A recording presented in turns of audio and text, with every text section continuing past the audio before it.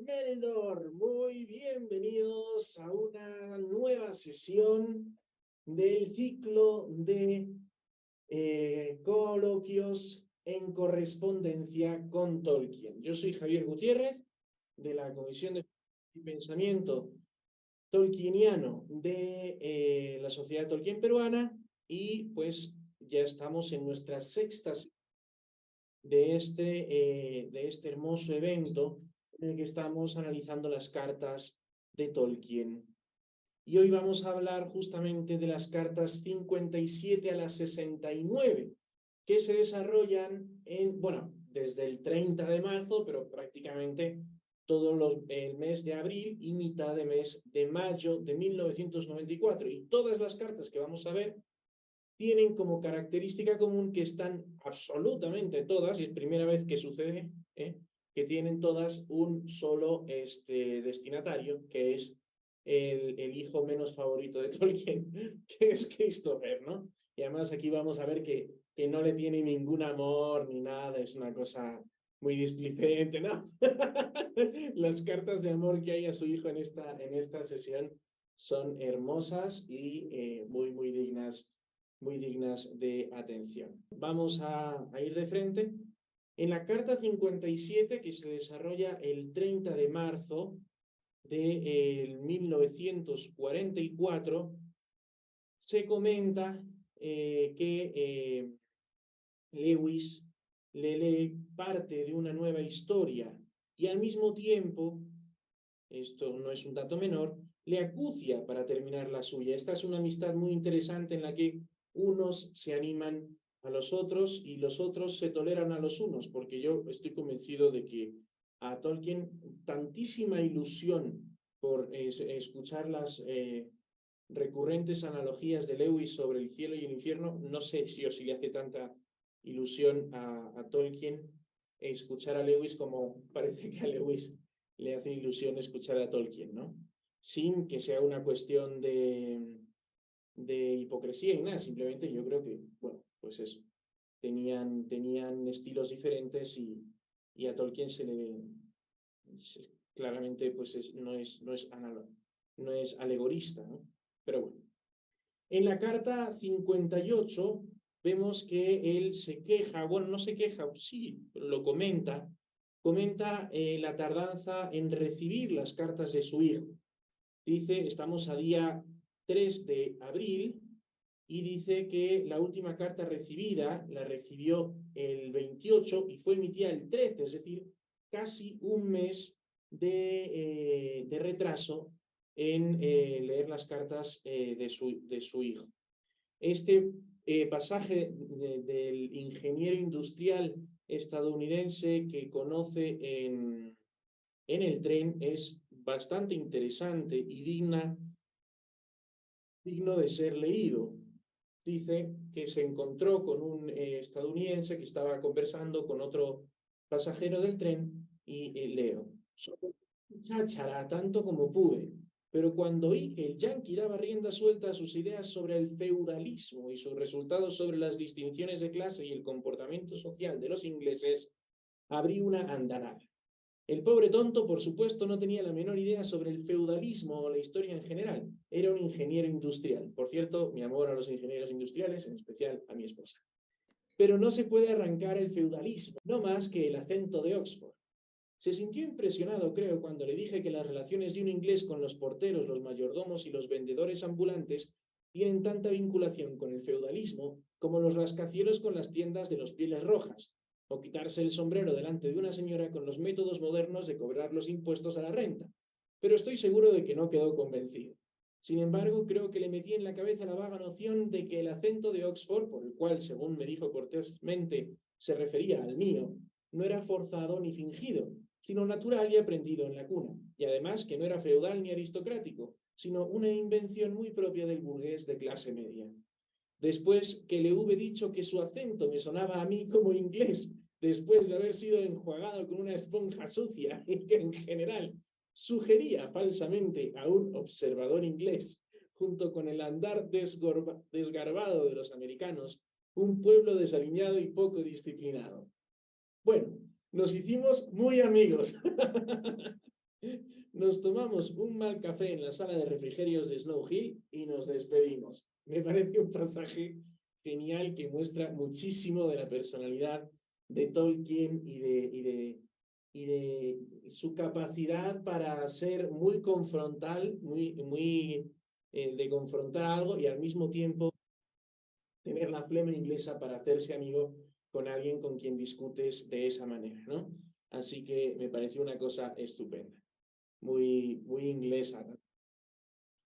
Bien, también se comenta aquí que lo que él llama su ciudad natal, pero evidentemente no está hablando de Sudáfrica, sino que está hablando de una zona de Inglaterra que desgraciadamente no pude profundizar y se me escapa un poco, pero es interesante lo que dice. Dice, pasé entonces un poco por mi ciudad natal, lo pone entre comillas. Salvo una parcela de espantosa ruina enfrente del sitio de mi vieja escuela, no parece haber sido muy dañada, no por el enemigo. El daño principal ha sido el desarrollo de grandes edificios chatos, modernos y sin característica alguna. Vamos a ver cómo en estas cartas varias veces recurre a la fealdad de las máquinas, de lo moderno, etcétera, ¿no? Y empieza a rescatar una belleza de lo rural, una belleza de la vida de granja y demás. El daño, ¿no? Dice, lo peor de todo es la espantosa erección de múltiples plantas en el antiguo sitio, ¿no? Estos edificios monótonos, todos iguales, le parece horrible. Pero concluye diciendo, para mi completa sorpresa descubrí que era recordado sobre todo por mis proezas en el rugby y mi gusto por los calcetines de colores. También me parece algo digno de ser comentado. Muy bien, adelante, Omar. Hola, sí, no, mi inquietud era con referente al inicio de la carta 58, ¿cómo era los tipos de carta Airgraph?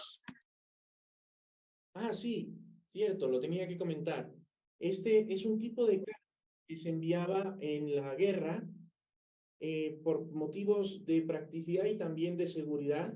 Era una carta que las autoridades fotografiaban y plasmaban en una especie de miniatura, ¿okay? Como si fuera tallado de una forma así. Entonces el militar lo recibía en miniatura y tenía que leerlo con una lupa. Ponía una lupa para poder leerlo y era bastante incómodo. A eso se refiere con los airgraph. Son así llamados porque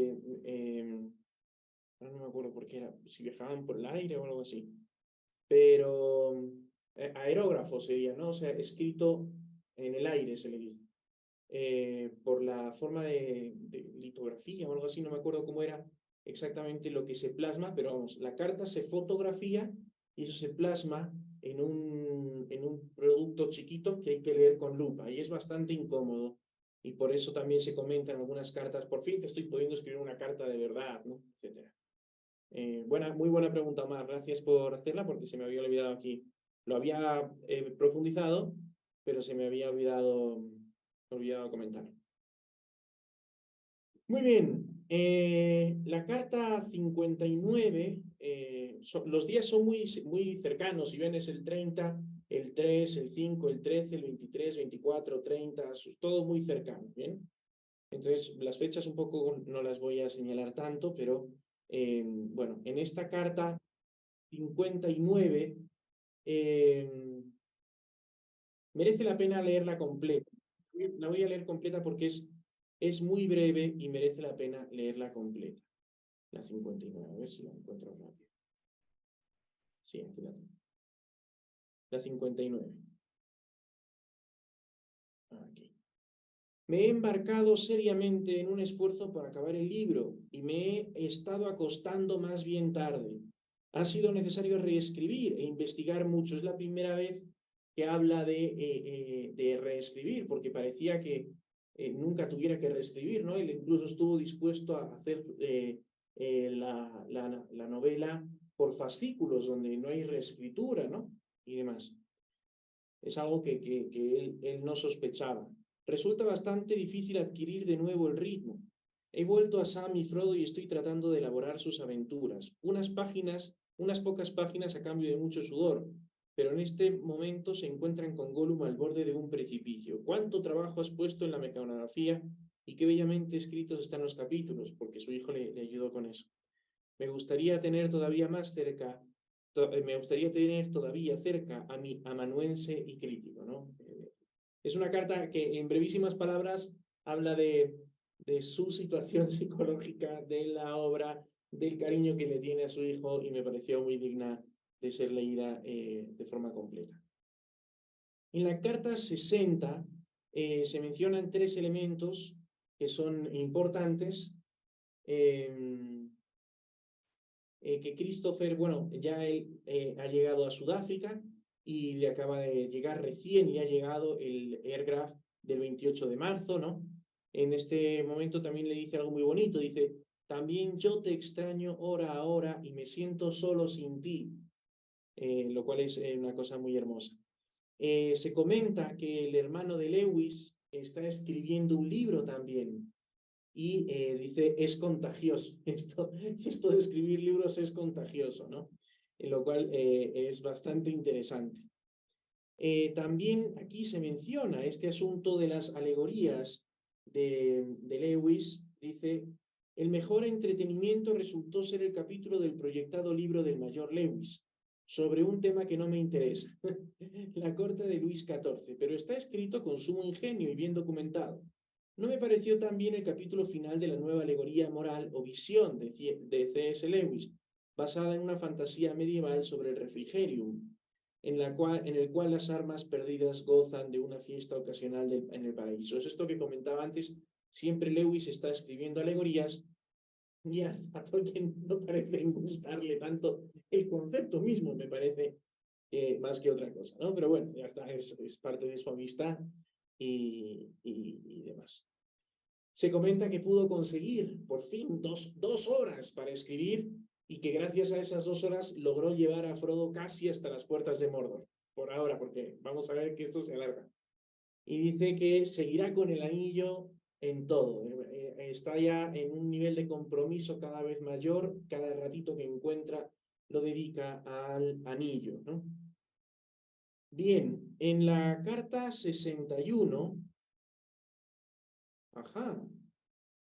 No he puesto de la 61. ¿Cómo es eso posible? Oh, no. Es que le correspondía una imagen completa. A ver si se me ha ido por allá. No. Ah, mira. Le correspondía una página completa y por alguna razón la he perdido. Bueno. Porque es una de las cartas más grandes. Desgraciadamente, al querer yo copiarla para la 64, la he perdido. Vaya, error de novato. No, de novato no, error de prisas, porque esto lo he tenido que hacer hoy.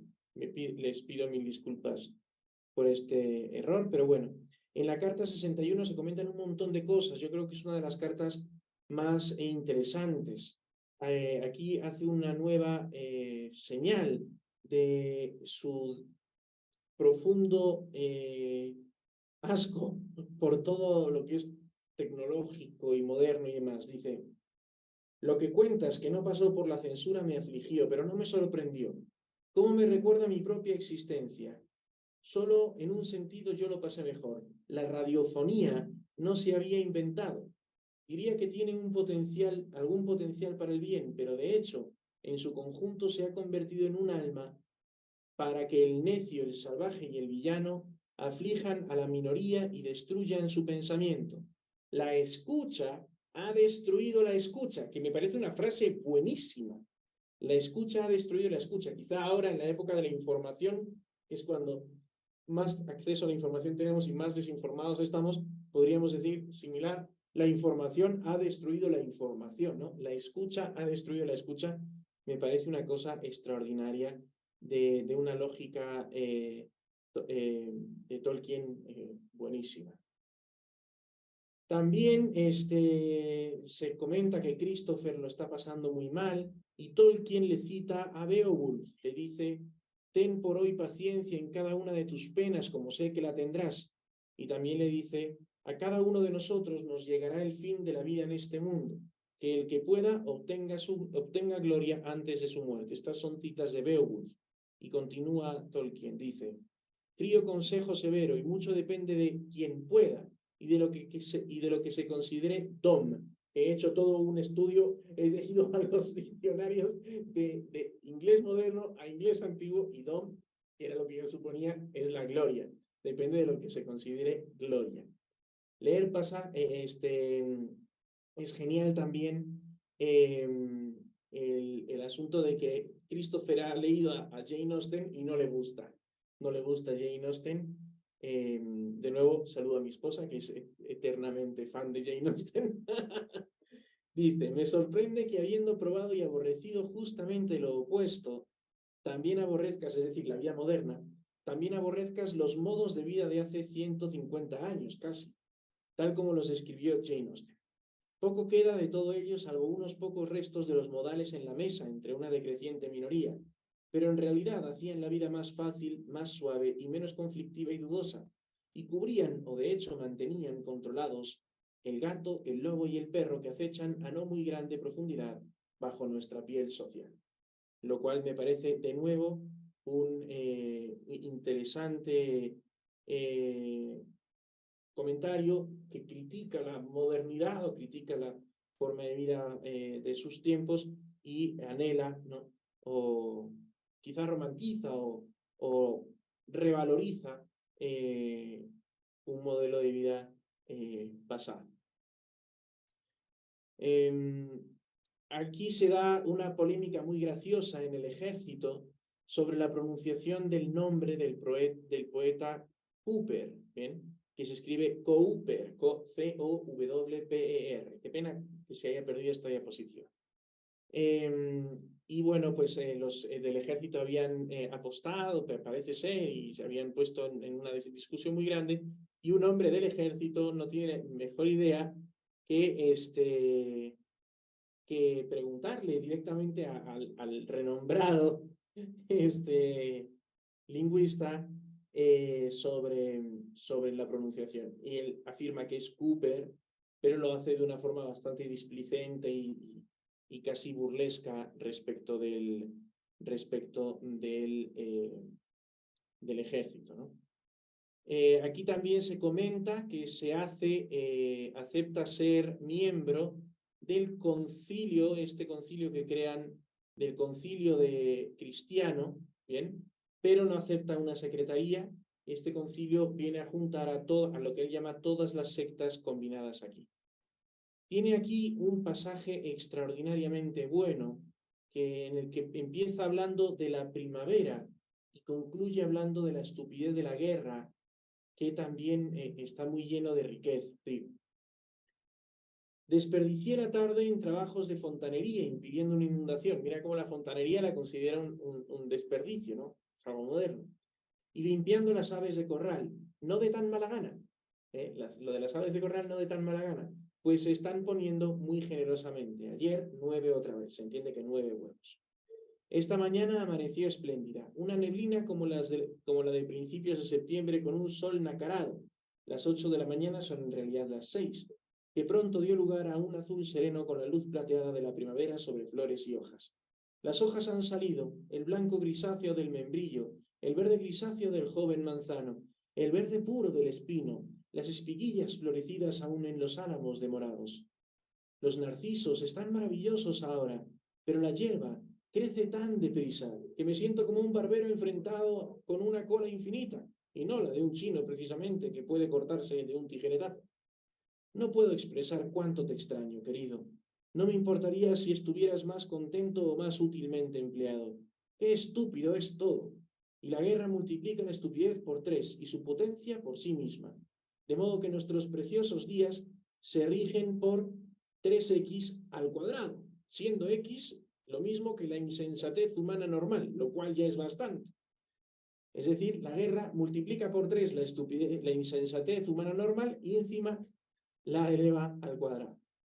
Sin embargo, espero que en días venideros la experiencia de los hombres y las cosas, si bien penosas, resultarán útiles a la guerra. Para mí lo fueron. Su experiencia en la guerra le fue útil a él, ¿no? También dice, muy interesante, el tratamiento del color casi siempre horroriza al que sale de Gran Bretaña y no solo en Sudáfrica. Desdichadamente, no son muchos los que conservan largo tiempo ese generoso sentimiento de rechazo. Entiendo que Christopher está sufriendo una experiencia de trato muy propio del apartheid o algo así similar, porque estamos hablando de Sudáfrica y evidentemente pues la realidad que se vivía ahí era esa, ¿no? La despedida de esa carta también merece ser leída, ya con eso concluimos. Esta es la carta, creo que en la que más me demoro. Dice, estamos en las manos de Dios. Nos ha tocado vivir en un mal tiempo, pero eso no puede ser consecuencia de la mera mala suerte. Cuídate de toda forma imaginable. Equam servamentem comprime linguam. En latín quiere decir, mantén clara la mente, retén la lengua. Aquí vemos cómo Tolkien tiene una visión, por lo tanto, de los sucesos de la vida, ¿okay? En el que no considera la buena o mala suerte, lo que sería el fato, el destino, ¿no? Sino que dice, estamos en las manos de Dios, una visión de la providencia que es enriquecedora y que también nos podría hacer pensar que su visión de los acontecimientos, alguna conversación filosófica hay en El Señor de los Anillos al respecto, no escapa, por lo tanto, de las manos de Eru, ¿no? Sino que todo está en la canción, que es, yo creo, digno de ser comentado también. La carta 62, a diferencia de la 61, es muy breve, solo se comenta que los capítulos se le multiplican, que donde pensaba hacer uno acaba haciendo tres y demás, que el libro se le está alargando y es muy interesante. La carta 63 también tiene varios elementos, aunque no es tan larga, pero sí tiene varios elementos que son dignos de ser comentados. Tiene una mala noche en la que no puede dormir nada, encima le suena la alarma contra ataques aéreos en la ciudad y bueno, pues tiene ahí una dificultad muy grande, ¿no? Dice también que está peleando con la escritura del Señor de los Anillos, dice, luché con un pasaje recalcitrante del anillo. A esta altura tengo necesidad de saber, esto es buenísimo, cuánto más tarde sale la luna cada noche mientras avanza hacia la plenitud y cómo guisar un conejo. Lo mejor de todo es que, claro, para Tolkien en este momento está mencionando cosas que suenan graciosas para su hijo Cristo, pero para nosotros es aún más significativo, ¿no? Lo del conejo, cómo asar un conejo, cómo guisar un conejo, es genial. Él está luchando con eso y lo comentará, lo de la luna lo comentará porque comete un error ahí, pero vemos el nivel de fijación y el nivel de detalle que tiene que no puede cometer errores, ¿no? Aquí tiene un pasaje también genial, lo que digo de la gallina. Dice, lo pone así, además lo enmarca. Miércoles 3:45. Una reunión de la facultad en tiempo récord, 12 minutos y medio. Volví para descubrir que Beatty había roto otro huevo, el séptimo aproximadamente. De modo que desesperando de que la mujer a cargo del gallinero cuidara del asunto, me he pasado un rato agradable intentando atraparla, a la gallina, limpiándola, atildándola y desinfectándola. Después me desinfecté yo mismo. ¡Ah! El cuarto prado tendrá que esperar. Está mencionando su vida. Yo creo que se queja, pero es una queja como cuando dice esta reunión fue horrible, ¿no? Y yo creo que es una expresión de humor que muestra su creciente amor hacia la vida de campo, ¿no? La vida rural. Ahora, es muy interesante porque, claro, el trabajo con las gallinas no es fácil. Cuando sale el huevo, hay que quitárselo a la gallina, porque si no, la gallina lo puede aplastar y lo puede romper con sus patitas, porque el huevo es blandito. Entonces, sí, hay que meter mano, hay que sacarlo. Entonces, claro, me imagino que Vidi lo intentaba, no le salía tan bien y rompió varios huevos en su intento de ayudar. También es digno de ser leído el pasaje sobre los sermones, porque aquí dice basta de sermones, pero luego inicia un sermón sobre los sermones. Podríamos decir que es un metasermón, ¿no? Dice, basta de sermones, porque está empezando, se da cuenta de que está haciéndole un sermón a su hijo y dice, no son nada bueno, no es verdad, en su mayoría desde cualquier punto de vista. No son nada bueno, no es verdad en su mayoría desde cualquier punto de vista. La respuesta al misterio probablemente no es simple, pero parte de ella consiste en que la retórica, de la que la predicación constituye una rama, no, es un arte que requiere A, algún talento natural y B, erudición y práctica. El instrumento utilizado es mucho más complejo que un piano. No obstante, la mayoría de los ejecutantes se encuentran en la posición de un hombre que se sienta a un piano y espera conmover a la audiencia sin tener la menor idea de las notas. El arte puede adquirirse si se supone un mínimo de aptitud, y también en cierto modo ser eficaz cuando no está relacionado de manera alguna con la sinceridad, la santidad, etc. Pero la predicación se complica por el hecho de que esperamos de ella no solo una ejecución, sino también verdad y sinceridad, y también, cuando menos, ninguna palabra, tono o nota que sugiera la posesión de vicios, tales como hipocresía o vanidad, o defectos, tales como locura o ignorancia en el predicador. Los buenos sermones requieren algún arte, alguna virtud, algún conocimiento.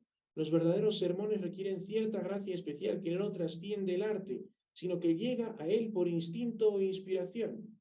En verdad, a veces el Espíritu Santo parece hablar por una boca humana procurando un arte, una virtud y una penetración que la boca humana misma no posee.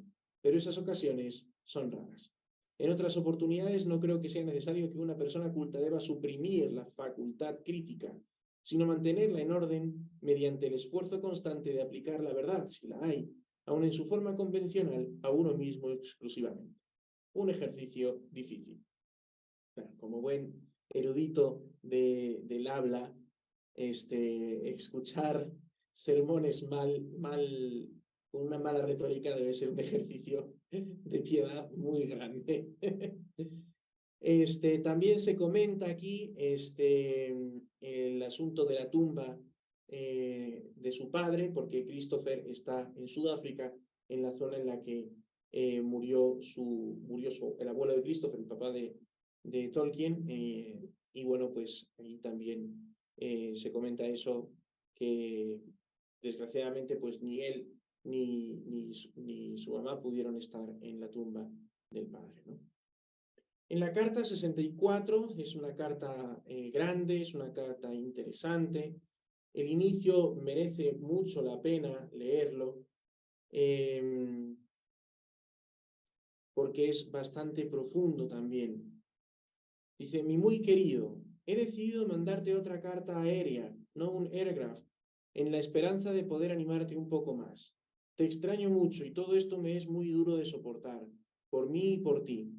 El estúpido desperdicio de la guerra es tan enorme, no solo material, sino también moral y espiritual, que desconcierta a quienes tienen que soportarlo. Y siempre lo hubo a pesar de los poetas, y siempre lo habrá a pesar de los propagandistas. Por supuesto, no es que no fue, es y será necesario enfrentarlo en un mundo maligno. Pero tan corta es la memoria humana y tan efímeras son sus generaciones que en solo unos 30 años habrá poca o ninguna gente con la experiencia directa de ella, que es la única que llega realmente al corazón. La mano quemada es la que más enseña del fuego.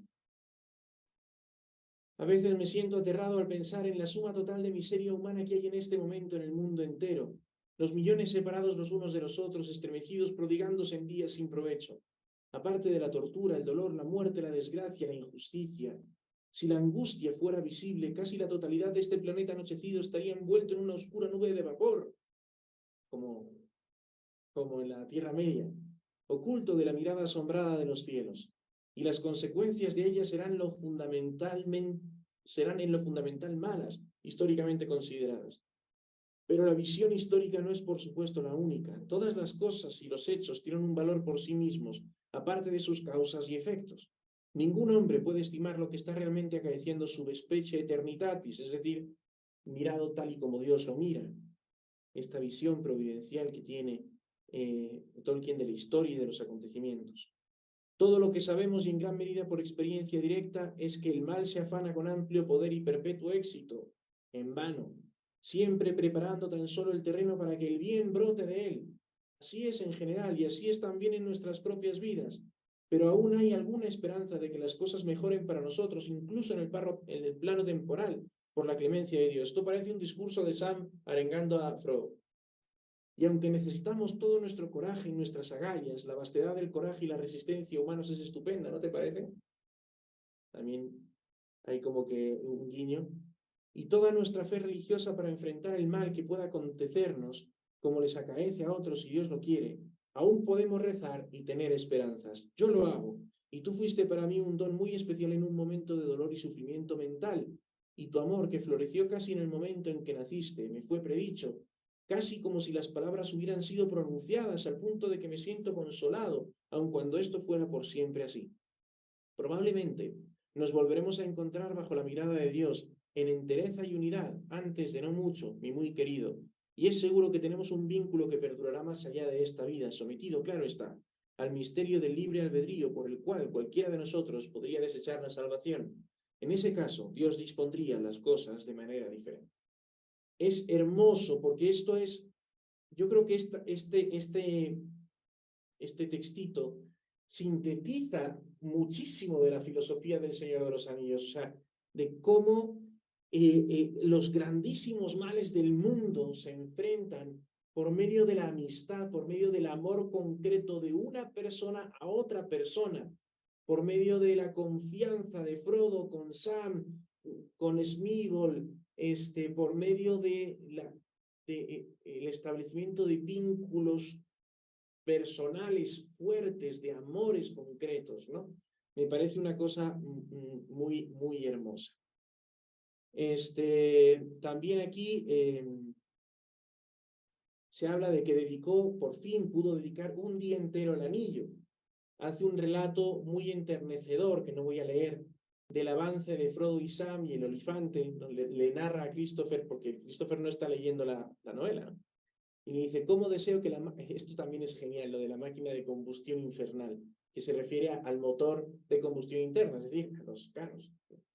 ¿Cómo deseo, de nuevo, una prueba de su odio a todo lo que es contaminación, modernidad, infraestructura, máquinas y demás?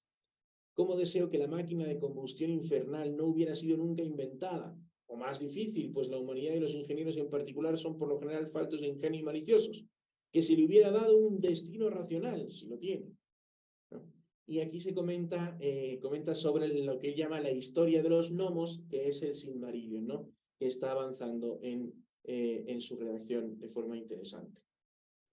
La carta 65 es bastante breve, se comenta que pues ha leído el avance que ha escrito, se lo ha leído a Lewis, que siempre todo lo que escribe parece que tiene la plena aceptación de Lewis, y ya están llegando a Mordor. En la carta 66, esto de conquistar a Sauron con el anillo, lo tengo que leer también. Yo sé que estoy corto de tiempo, pero es necesario leerlo. Dice, porque está hablando de la guerra, ¿no? Dice, porque aquí vemos cómo no hace una aplicabilidad, o sea, demuestra que la falta de alegoría no es falta de aplicabilidad, sino todo lo contrario, que es lo que dirá en su prólogo del Señor de los Anillos después. Porque estamos intentando conquistar a Sauron con el anillo, y según parece lo lograremos. Pero el precio es, como lo sabrás, criar nuevos Saurons y lentamente ir convirtiendo a hombres y elfos en orcos. Esto no quiere decir que en la vida real las cosas resulten tan claras como en una historia, y empezamos con un vasto número de orcos de nuestro lado. Bueno, ahí tienes, un hobbit entre Uruk-hai. Mantén el hobbitismo en el corazón y piensa que esa es la sensación que producen todas las historias cuando se está en ella. Tú estás dentro de una historia muy grande. Es un poco imposible pensar que estas experiencias no le llevarían a escribir ese pasaje tan hermoso en el que Sam dice, las grandes historias, ¿no? Cuando leíamos las grandes historias, creíamos que los héroes querían estar ahí, y ahora nos damos cuenta de que no queríamos estar ahí. O sea, porque el Señor de los Anillos no pretende explicar el mundo, pero sí está compuesto desde la misma, el mismo orden ontológico, moral, subyacente, que no es propiamente explícito tantas veces, pero que es subyacente y que es común a la cosmovisión que Tolkien tenía del mundo real y que es, yo creo, riquísima, ¿no? Y en ese sentido, la aplicabilidad de un mundo para con el otro. Comenta que a él le sirvió mucho en la Primera Guerra Mundial aislarse un poco y pensar en su mitología, porque él no servía para la eficiencia y la concentración, porque aunque estas actividades, quiero decir, no le servían para la eficiencia y la concentración, por supuesto, pero dice, yo no era un buen oficial, lo cual es también muy interesante. Al final también comenta que el personaje de Faramir no estaba planificado, sino que le surgió. Dice, en la escena ha aparecido un nuevo personaje, estoy seguro de que no lo inventé, ni siquiera lo quería, aunque me gusta, pero sencillamente se presentó caminando por los bosques de Ithilien, Faramir, el hermano de Boromir. Y que está provocando pues que la escritura también se alargue, ¿no? Luego, la carta 67 es muy breve también, dice que continúa el avance. Dice, la historia, está hablando del desarrollo de la historia, dice, la historia vuelve luego a Gondor y avanza bastante deprisa, espero, hacia el desenlace. Él espera, ya no tiene tanta seguridad de que las cosas demoren lo que él se planteaba, ¿no? La carta 68, con esto ya estamos terminando, es muy bonita su conclusión, dice, tienes todo mi cariño y mis pensamientos y mis plegarias. ¿Cuánto deseo saber? Y hace una cita de Faramir a Frodo, de algo que acaba de escribir. Bien. Es una cosa hermosa, porque entonces, si acabando de escribir esta frase que Faramir le dice a Frodo, se la dedica a su hijo, es prácticamente imposible pensar que no la escribió pensando en su hijo. Cuando vuelvas a las tierras de los vivos y volvamos a contar nuestros cuentos sentados junto a un muro al sol, riendo de nuestras viejas desdichas, entonces me dirás. Es una cosa que solo pensar que esa frase que hemos leído tantas veces, probablemente cuando la escribió ya estaba él pensando en su hijo, pues es bastante bonito. Y finalmente la última carta también es muy rica. De nuevo comenta que tiene problemas con la luna porque estuvo haciendo mal los cálculos de dónde debía salir y dónde debía volver, teniendo en cuenta que están viajando al este. Y una serie de cosas que tú dices, pero madre mía, qué nivel de friquismo el del propio Tolkien respecto de su obra. Tiene aquí una cosa muy interesante, lo que él llama un sermón intranquilizante. Dice que el padre Douglas Carter pronunció un pequeño sermón bastante intranquilizante basado en los días de rogativas, próximos lunes y miércoles, en el que sugirió que éramos todos un montón de robots sin guía por no dar las gracias. Y no sugirió, sino que lo afirmó categóricamente, que Oxford debía ser borrado de la faz de la tierra con la sangre y el fuego de la ira de Dios, por las abominaciones y maldades que perpetraba. Todos nos despertamos. Me temo que todo ello es horriblemente verdadero. Pero me pregunto si es especialmente verdadero ahora. Un ligero conocimiento de la historia le procura a uno la deprimente sensación del sempiterno volumen y peso de la iniquidad humana. Una muy, muy vieja maldad espantosa, infinitamente repetitiva, inalterable e incurable. Todas las ciudades, todas las aldeas, todos los habitáculos del mundo se hunden. Y al mismo tiempo uno sabe siempre que el bien existe, mucho más oculto, mucho menos claramente discernible, que rara vez irrumpen las bellezas reconocibles y visibles de la palabra, la acción o la cara, ni siquiera cuando está verdaderamente presente la santidad, mucho más grande que la visible y proclamada maldad. Pero me temo que en las vidas individuales de apenas unos pocos el balance es negativo. Es tan poco lo que hacemos positivamente de bueno, aun si negativamente evitamos lo que es activamente malo. Debe ser terrible ser sacerdote. Es una cosa que yo creo también bastante hermosa y que refleja mucho su visión del bien, del mal, el bien siempre oculto, ¿no? Que no se hace notar, el mal que es muy llamativo y demás. Comenta que Lewis sigue con sus alegorías y él sigue escuchándolas con todo el gusto, ¿no? y se da cuenta de que su obra, los planes que tenía en un inicio, pues han variado mucho. Entonces dice, la obra en su totalidad ha crecido tanto en significación que los bocetos de algunos capítulos escritos hace siglos se han vuelto del todo inadecuados, pues están en un nivel más juvenil, ¿no?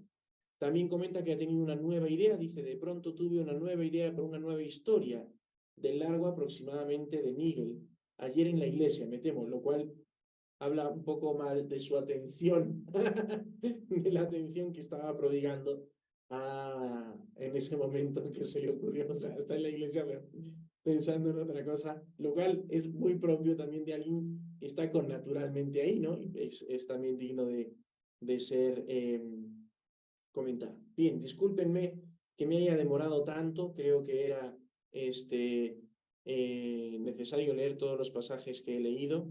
Creo que Gerald tiene cara de tener muchas ganas de participar. Claro que no. Lamentablemente no terminé de leer estas cartas, las empecé, pero ya vi que me perdí lo mejor, que era la mitad, la última mitad. Solo me gustaría comentar una cosa en la parte que tú mencionas. Bueno, en general cuando él va contando las partes que va escribiendo del Señor de los Anillos, es imposible no pensar cómo el ambiente en que vivía totalmente determinaba lo que estaba escribiendo. Y bueno, y la guerra y todo el sufrimiento y lo que dices de la esperanza, ¿no? Creo que el año de la pandemia, el año peor de la pandemia, en que la Tolkien Society dijo, este año va a ser Hope and Courage, ¿no? De esperanza y coraje. Fue, wow, para mí fue un antes y un después con Tolkien, les puedo decir porque siempre me ha gustado, fan de la película, todo lo que tú quieras, empecé a leer, yo quiero todo en inglés, sí, sí, sí.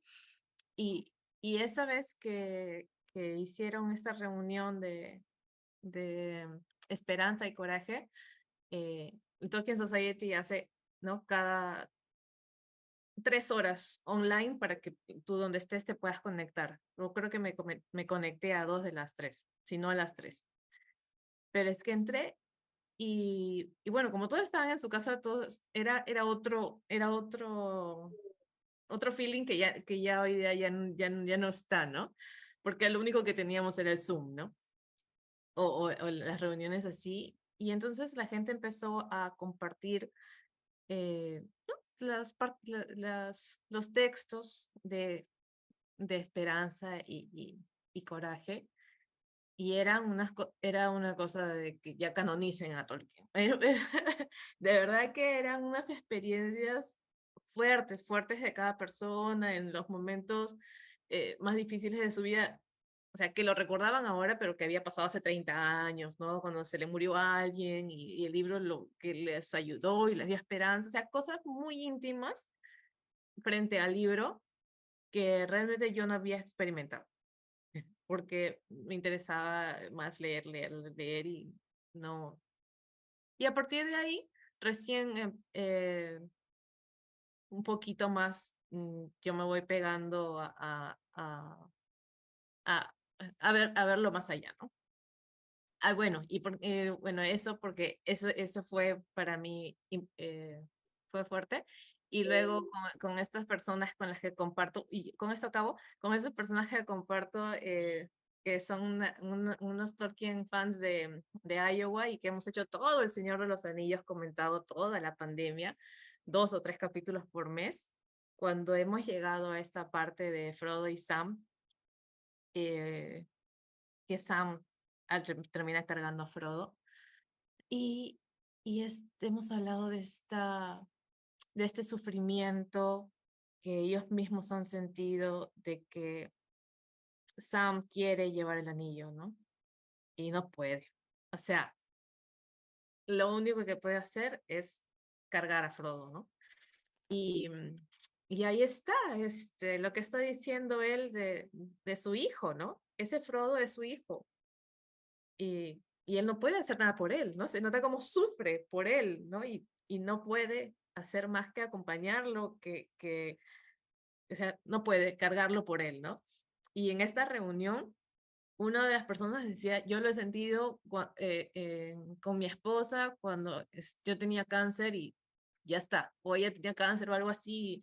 Cuando alguien lleva una enfermedad y tú no puedes, tú quisieras, ¿no? Quitársela al que tú quieres y llevarla tú, y hay cosas que no se puede. No se puede. Gracias. Sí, no, es que es genial. Yo estoy convencido de que esa es la mayor riqueza de Tolkien, o sea, que no es menor, o sea, su aplicabilidad a la vida real es alucinante. O sea, cuando uno está pasándola pero fatal y te pones... Y no es un tema motivacional, ¿eh? No es un tema motivacional solamente, también, pero no es solamente un tema motivacional, es un tema de comprensión del sufrimiento, comprensión del bien, comprensión del mal, del deber, de la amistad, comprensión de profundidades reales de nuestra vida real, ¿ya? Por medio de la contemplación de un relato mitológico. Entonces es una cosa, de verdad, Tolkien en ese sentido es único, o sea, por eso no se lo puede comparar. Cuando lo comparan, no sé, con George R. Martin, cuando lo comparan con Rowling, cuando lo comparan con cualquiera que lo quieran comparar, es que yo digo, no es por desprecio a esos autores, sino que es que son cosas diferentes. O sea, Tolkien, no sé, Tolkien escribe, es un profeta, casi, ¿no? O sea, la verdad es que es una cosa, porque habla de nuestro mundo real y de ese orden que yo llamo orden moral y ontológico subyacente, ¿no? Subyacente a sus relatos. Era un grandísimo pensador. Bien, no sé si damos paso a un comentario más, si alguien quiere comentar. Con eso terminamos. Bueno, sí, definitivamente Tolkien y específicamente El Señor de los Anillos tiene mucho de eso, ¿no? Mucho de, ¿cómo se dice?, de metáfora, mucho de figuras en las cuales tú te sientes identificado y al mismo tiempo tú ves el sufrimiento de las otras personas, la lucha de las otras personas. Y bueno, es que en realidad todo esto él lo creó en un marco en el que él estuvo en la posguerra y en verdad pues él tuvo experiencias muy, muy fuertes en, en ese momento, mucho más fuertes que seguramente lo que cualquiera de nosotros nos podemos imaginar, porque en verdad estar en una guerra me imagino que debe ser algo realmente terrible, ¿no? Ver morir a gente con la cual has compartido, con la cual tomaste un desayuno y estar ahí, bueno, definitivamente sí, debe haber sido algo que realmente marcó su vida, ¿no? Entonces, sí, yo estoy de acuerdo con Yera en todo lo que dijo y realmente fue muy, muy hermoso y sí, me siento identificada, ¿no? Porque todos hemos pasado por algún momento de oscuridad en la vida y hemos tenido que pelear contra los Nazgûl en algún momento. Sí, pero yo creo que eso es, a Tolkien le sale casi inocentemente, o sea, porque justo lo comentaba en la primera sesión, en la época de estas guerras mundiales, sobre todo en la segunda, se puso muy de moda en algunos autores, pintores, fotógrafos, escritores, ir a la guerra para sufrir, para experimentar el sufrimiento y luego poder plasmar su experiencia en su arte, ¿no? Y entonces tú tienes a Hemingway que viajaba a toda guerra existente solo para ver a los muertos de una forma bastante macabra, creo yo, para ver la sangre, para ver la muerte y poder narrarla y poder regodearse en lo asqueroso de la guerra para que sus relatos fueran veraces, ¿no? Y Tolkien creo que es todo lo opuesto, o sea, Tolkien ha vivido eso no por buscarlo, sino porque se lo ha encontrado Y en lo que él resalta, sí, en la guerra, pero resalta más que nada las virtudes, los principios, la heroicidad, el combate, ¿no? Más que